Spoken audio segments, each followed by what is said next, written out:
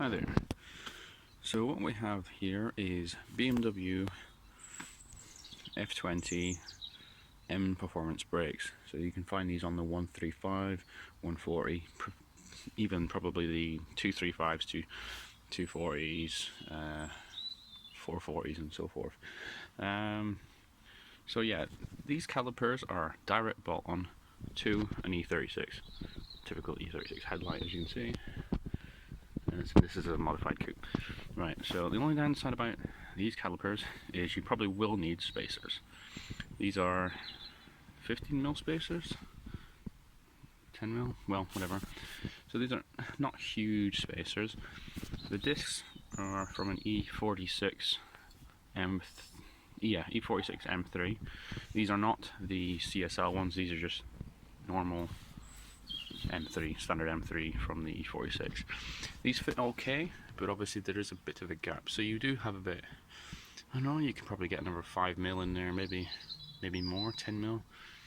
Yeah, you probably get another 10mm, so I don't know what that equates into radius, probably 5mm more radius. So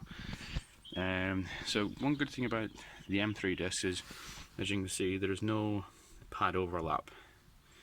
And I've heard that there's better disc choice, like for example getting a Custom Insignia Discs and getting the bores enlarged, which apparently works pretty well.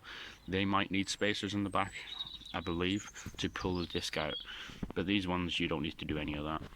The only downside is, if you can make it in there, is there is a little bit of pad overlap on the edge, because these pads from the F20 series, they come quite far out to the right hand side, so there's about 5mm overlap. So to sort that issue, you kind of need to chop with, say, a Dremel, so you have full contact of the disc and no overlap, because overlap's probably just going to cause some weird sounds and screeches and so forth. So, another thing I forgot to mention about these F series calipers, they don't fit on all 17s. Now, these are so close on my 17s, as you can see they're scrubbing a little bit. And I did paint them so I could see where they're scrubbing. So, what I've been doing is I've been taking them down slowly, so till the point they don't hit. And to do that, I've been using a burr. So, just something to keep an eye out. They should fit on all 18s, obviously minding the offset. But 17s, not all 17s, just be aware of that. Yeah, fun times. And there we have it. So after clearancing the caliper with a burr, the wheel now spins freely and doesn't catch on it, so it's just what we wanted. Mind you, I might want to do it again later, because we're talking, I don't know, a mil, half a mil in some cases on this. So yeah. So what we have here is BMW E46 330 trailing arms. So obviously 330 and it's off an E46, and I'm going to be putting on an E36. Now, one of the problems we come across is obviously there's a number of splines on there. Now, it's more than the E36 ones, right? That's not the only problem. Second problem is the diameter is larger. So from the bearing diameter here to here, obviously, is wider than the E36 one. Now, I've come up with this crazy idea that to combat this, right, this is a standard E46 330 bearing, but as you can see inside it, there's a ring. I've had this ring custom made, and obviously I've pushed it inside the bearing.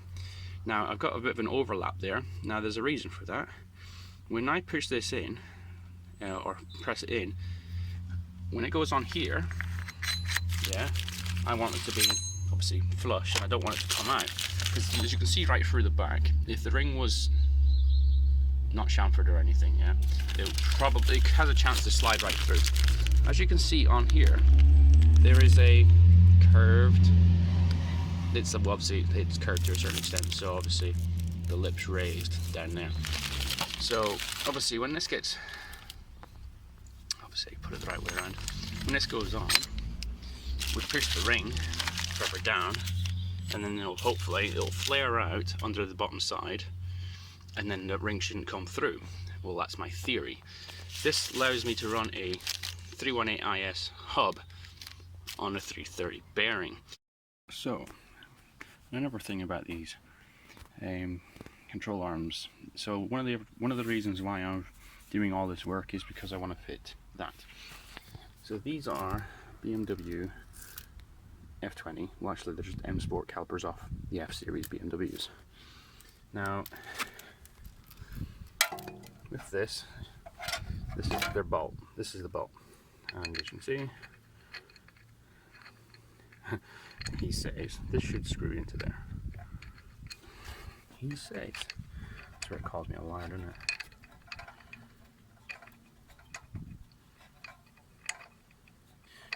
This bolt was bought from BMW, so it should go in. Yeah, so it goes in. Right. Problem with this is it doesn't go through there. So I need to drill these out. So if you ever do this conversion, just be mindful of that. Last time I covered around about this here and putting this ring on.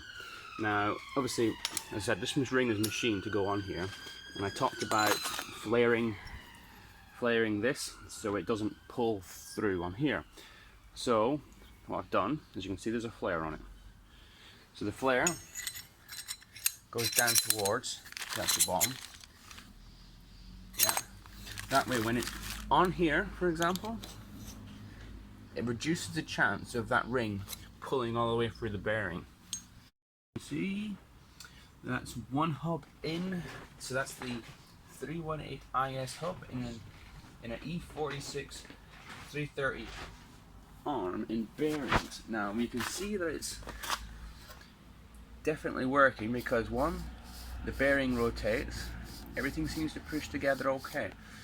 So it seems good. So we will see how this gets on, but so far so good.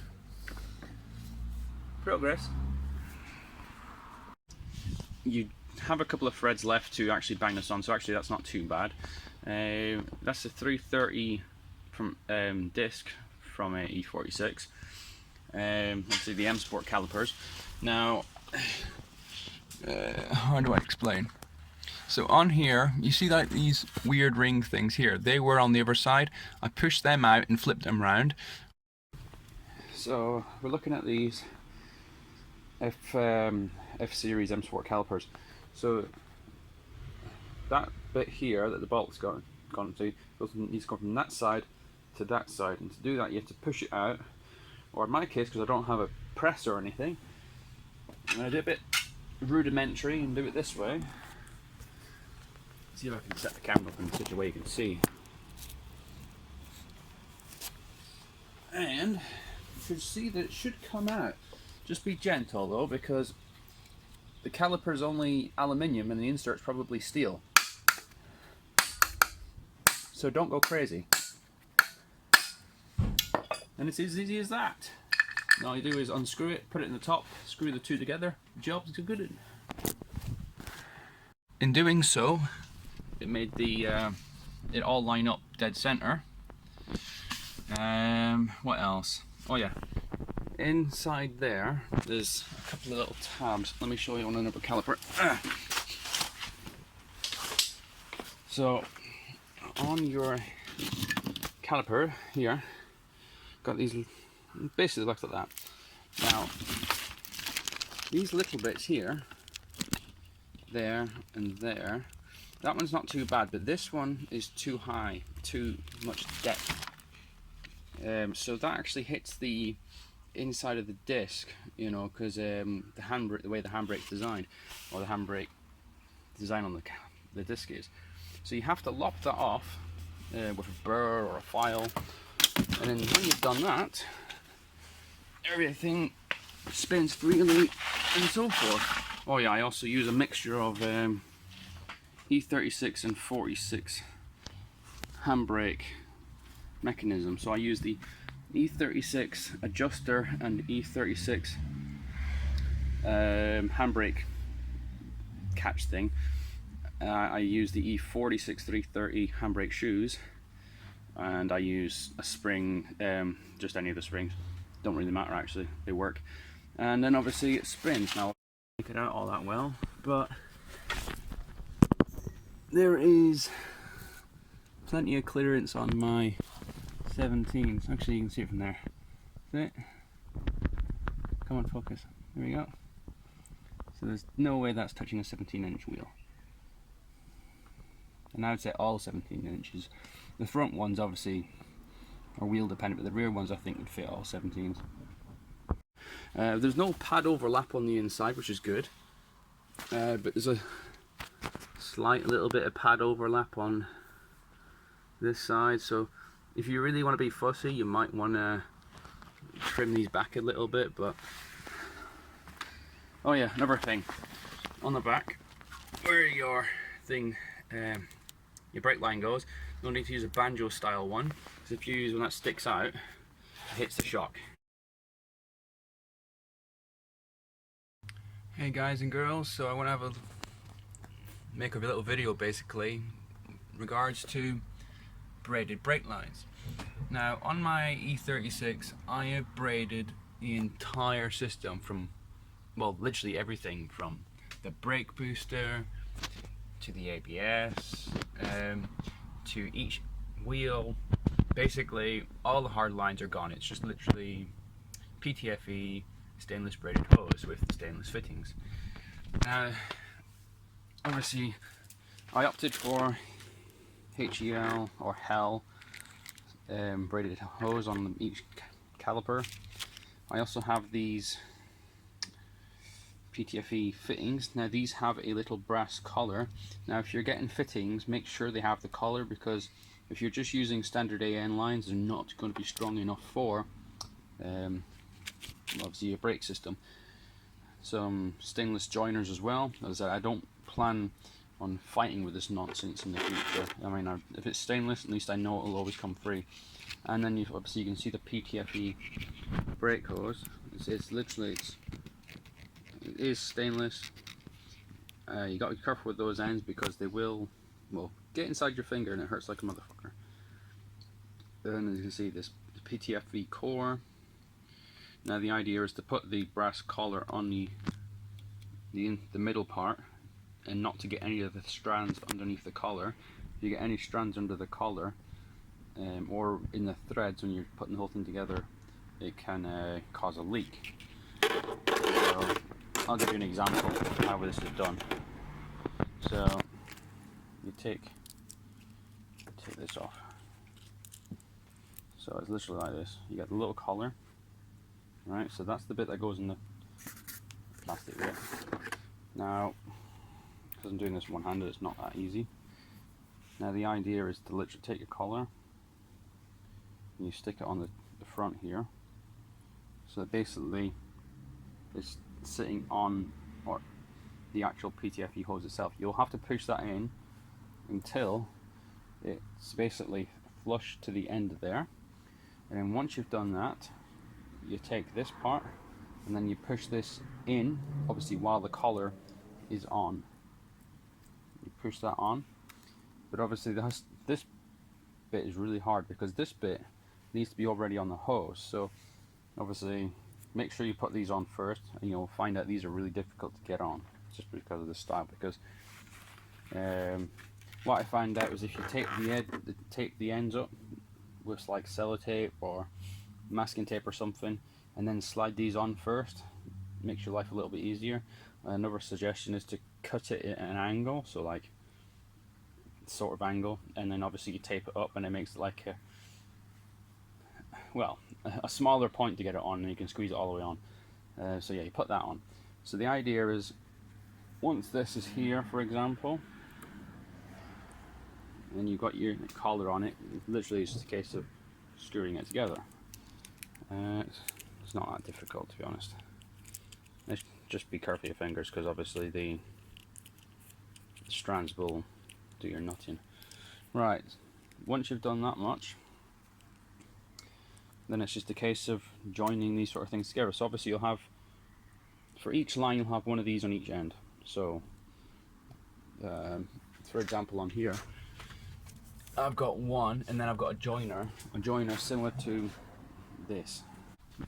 I've finished installing the whole lot. I'm just going to bleed the brakes today. So that's an F-Series 135i brake booster with the front brakes, obviously, that you've seen before. I've also got the rear ones fitted as well. Now, it's all new lines, braided completely throughout. No hard lines, it's all braided front to back. You can actually see them in there, all those braided lines. So, all nice and new, ready to go. So I'm going to bleed those today, and that should be good. If you want to know the process on that, you do the furthest away first. So furthest away would be the, on UK cars anyway, driver's side rear right, then you do passenger side, then you do driver's side front, and then passenger side front. But with these calipers on the front, they've got two bleed nipples, so they've got one on the outside and one on the inside, and the method of bleeding them is you do the outside one first and then bleed the inside one last. So yeah, I basically got to bleed it on 6 different nipples. It's kind of ridiculous.